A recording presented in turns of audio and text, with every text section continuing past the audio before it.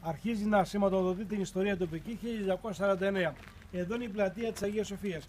Αυτό που λέτε μπροστά μας είναι ένα μοναστήρι της Παναγίας μας, η οποία αργότερα πήρε την ονομασία, το μοναστήρι αυτό, του Ζωοδότου Κυρίου, θα πούμε γιατί, και αργότερα, πολύ αργότερα, δώσαν την ονομασία Αγία Σοφίας.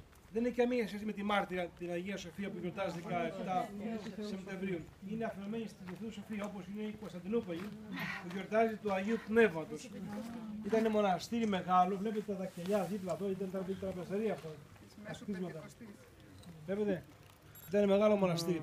Και κάνω μια παρένθεση, ο Μιστράς είναι παναγιοσκέπαστος, γιατί έχει 4 μοναστήρια εδώ που βρισκόμαστε. Και όλα είναι στην μνήμη της Παναγίας αφιερωμένα. Αυτό είπε η Παντάνασα που γιόρτασε προχθές τη Δευτέρα του Πάσχα, την εορτή της.